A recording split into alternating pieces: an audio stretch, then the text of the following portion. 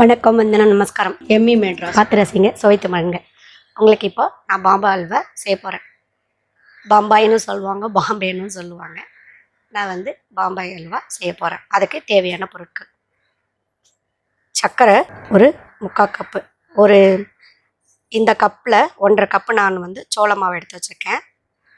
அதுக்கு 2 cup sugar எடுத்து வச்சுருக்கேன். இந்த அளவில் நெய் தேவையான அளவு, பாதாம் பருப்பை வந்து கொஞ்சம் ஒரு 15 பாதாம் பருப்பையும் கொஞ்சம் சர்க்கரையும் பொடிச்சு வச்சுருக்கேன். முந்திரி கொஞ்சம், ஏலக்காய் ஒரு 4, கொஞ்சம் சாரப்பருப்பு, வெள்ளரி விதை, பாதாமை ஒரு 4 பாதாமை பொடிச்சு வச்சுருக்கேன். இப்போ நம்ம தண்ணி விட்டு கொஞ்சம் கேசரி பவுடர் அப்படியே செஞ்சாலும் சாப்பிட்லாம். பட் கலரு டிஃப்ரெண்ட் இருக்கு இல்லைங்களா? பாம்பேனால ஆரஞ்சு கலரு, அங்கே இருக்கவங்களாம் நல்லா கலராக இருப்பாங்க. அதுக்கேற்ற மாதிரி நம்மளை ஒரு ஆரஞ்சு கலரை போட்டு அல்வா செய்யலாம். இப்போ நம்ம இந்த சோள மாவை கரைச்சிக்கணும். எப்படின்னு கேட்டிங்கன்னா, நம்ம 1.5 கப்புன்னா அந்த 1.5 கப்புக்கு தண்ணி விட்டு கரைச்சிக்கலாம். இந்த அளவில் இதெல்லாம் கெட்டி முட்டியெல்லாம் ஆகாது, தைரியமாக கரைச்சிக்கலாம்.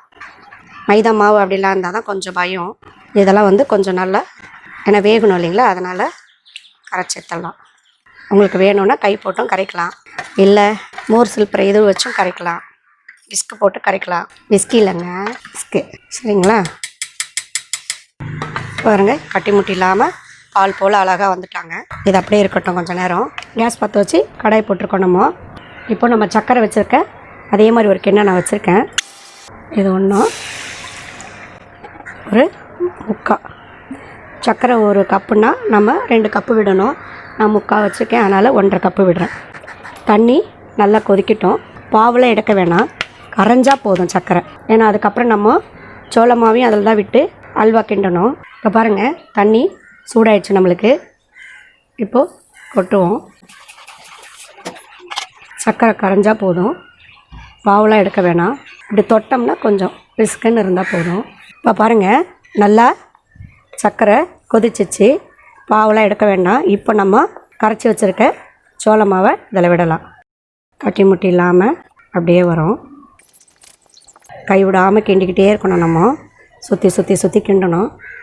பாருங்கள், இப்போது நல்லா கிண்டிக்கிட்டே இருக்கணும், கை விடாமல் கிண்டிகிட்டு இருக்கணும். உங்களுக்கு இந்த நேரம் நம்ம கொஞ்சம் நெய் விட்டுக்கலாம். தீ வந்து கொஞ்சம் கம்மியாக வச்சே பண்ணுங்கள்.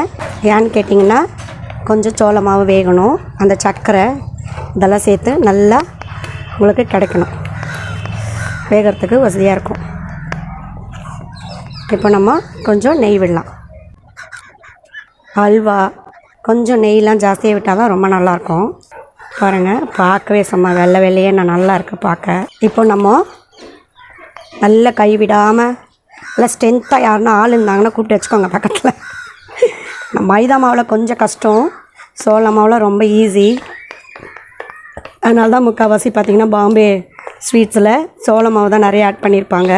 இப்போது நம்ம ஊற்றின தண்ணி, சோள மாவு கரைச்சி விட்டோம் இல்லைங்களா, அது சுகரு எல்லாம் சேர்ந்து எப்படியும் பார்த்திங்கன்னா, நம்ம சோள மாவு வந்து ஒரு 300 கிராம் போட்டிருப்போம்.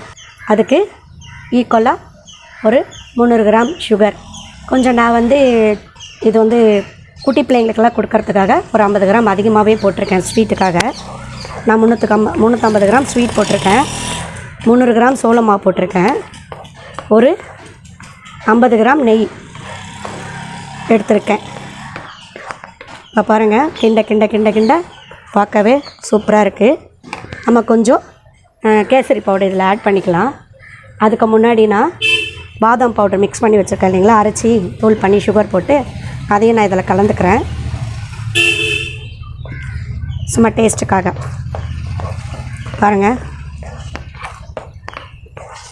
கலர் வேணுன்னா போட்டுக்கலாம், வேணான்னா இந்த எல்லோஸ்லேயே விட்டுடலாம், பாதாம் எல்லோலேயே.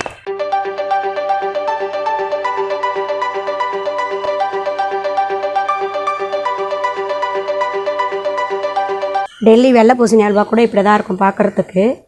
இப்போ இன்னும் கொஞ்சம் நம்ம நெய் விடலாம். மொத்த நெய்யும் முதலே விட்டுட்டோம்னா இழுத்துருங்க, அதனால தான் கொஞ்சம் கொஞ்சமாக ஆட் பண்ணலாம் அப்படின்னு சொல்கிறேன். பாருங்கள், நெய் விடும்போது இன்னும் கொஞ்சம் தளருது. இப்போது அது கொஞ்சம் வெந்துன்னு இருக்கட்டும்.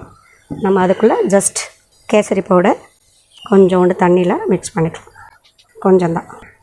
பாருங்கள், இதுவே எல்லோ கலர் பார்க்க அழகாக தான் இருக்குது. அப்படியே விட்டுருன்னு சொல்கிற மாதிரி இருக்குது காதுக்கு. விட்டுட்டுங்களா அப்படியே இதே கலரில்? பாம்பே ஆரஞ்சு கலர் வேணாங்களா உங்களுக்கெல்லாம்? சரிங்க. குட்டி பசங்களை கேட்டால் வேணான்றாங்க எல்லோரும் ஆரஞ்சு கலரு. அவங்களுக்கு இந்த பாதாம் எல்லோவே போதுமா? சரி நானும் விட்டுட்டேன். உங்களுக்கு வேணும்னா போட்டுக்கோங்க. இப்போது இன்னும் கொஞ்சம் நெய் விடலாம். கொஞ்சம் கொஞ்சமாக தான் நான் விடுவேங்க. பாருங்கள் எவ்வளோ வந்திருக்கு நமக்கு.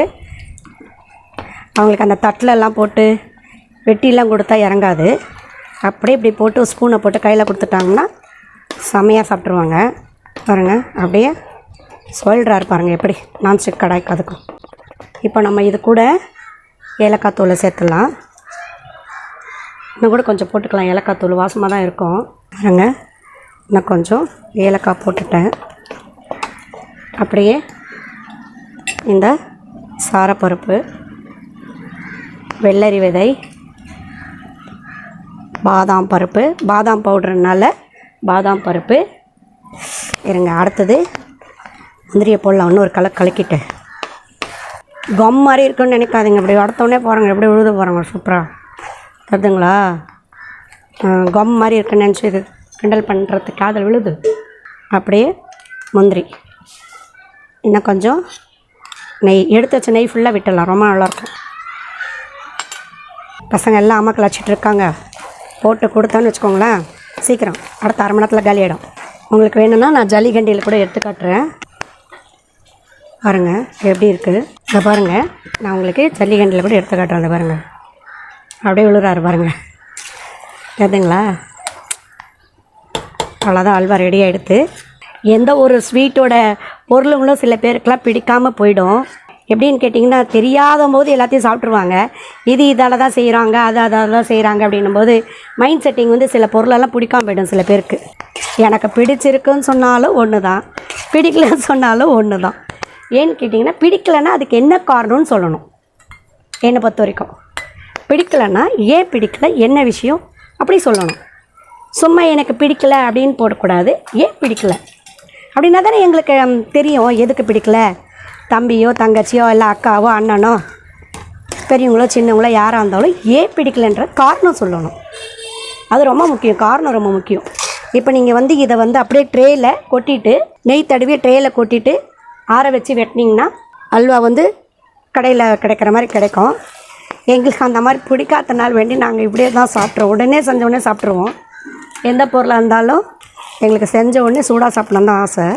அவ்வளோதான் முடிஞ்சிச்சு. இது நான் உங்களுக்காக சும்மா கொஞ்சோண்டு காட்டுறேன் ஒரு தட்டில் வச்சு. இப்போ பாருங்கள் உங்களுக்காக நான் கேசரி பவுடர் காமிச்சிருக்கேன், அதனால் கொஞ்சமாக விடுறேன். பாருங்கள் நம்ம கேசரி பவுட்ரு போட்டோம்.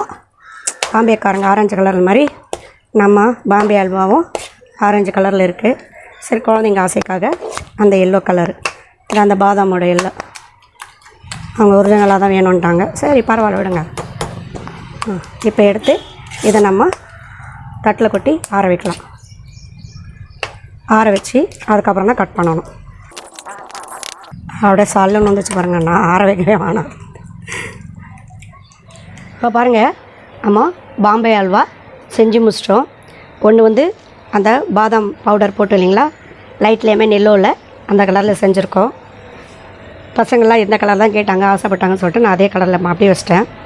இது நம்ம ஃபஸ்ட்டு கலர் ஃபுட் காமிச்சோம் இல்லைங்களா, ஆரஞ்சு கலரு கேசரி கலர் காமிச்சோம் இல்லைங்களா, அந்த கலர் போட்டு செஞ்சு ஒரு ட்ரேயில் நெய் தடவி கட் பண்ணி வச்சுருக்கேன். உங்களுக்கு எந்த அல்வா வேணுமோ விருப்பப்பட்டு சாப்பிடலாம். உங்களுக்கு இந்த அல்வா பிடிக்கும்னு நினைக்கிறேன். பிடிச்சிருந்தா எம்மி மெட்ராஸ்க்கு லைக் பண்ணுங்கள், ஷேர் பண்ணுங்கள், கமெண்ட் பண்ணுங்கள், மறக்காமல் சப்ஸ்கிரைப் பண்ணுங்கள். உங்களோட நிறைய குறைகளை கமெண்ட் பண்ணுங்கள். பக்கத்தில் இருக்க பெல் பட்டன் அழுத்துங்க. உங்கள் ஃப்ரெண்ட்ஸ்க்கெல்லாம் சொல்லுங்கள். உங்களோட குறையெல்லாம் சொன்னீங்கன்னா தான் எங்களுக்கு தெரியும். எங்களுக்கு பிடிக்கல அப்படின்றத விட ஏன் பிடிக்கலன்னு ரீசன் சொல்லுங்கள். அப்போ தான் நாங்கள் கரெக்ட் பண்ணிக்க முடியும். நான் இது தாழ்வாக தான் சொல்கிறேன், கோபமாக சொல்கிறேன் அப்படிலாம் நினச்சிக்காதீங்க. ஏன்னா எல்லாருமே புத்திசாலி கிடையாது நாட்டில். ஒவ்வொருத்தரும் எங்கேயாவது ஒரு இடத்துல முட்டாள் தானே இருக்க தான் செய்யும். அது என்கிட்ட கூட இருக்கலாம், அதை நான் உண்மையை ஒத்துக்கிறேன். எனக்கு பிறக்கிற எல்லா குழந்தையும் நல்ல குழந்தை தான் அப்படின்ற மாதிரி தான். ஒவ்வொருத்தருக்கு ஒவ்வொரு மாதிரி இருக்கும். அதனால் நீங்கள் சொன்னீங்கன்னா அதுக்கேற்ற மாதிரி கரெக்ட் பண்ணிக்கிறேன். உங்களுக்கு இந்த டிஷ்ஷு பிடிச்சிருக்கும். மறக்காமல் சப்ஸ்கிரைப் பண்ணுங்கள், லைக் பண்ணுங்கள், ஷேர் பண்ணுங்கள். உங்களை நான் அடுத்த வீடியோவோட வந்து சந்திக்கிறேன். நன்றி, வணக்கம்.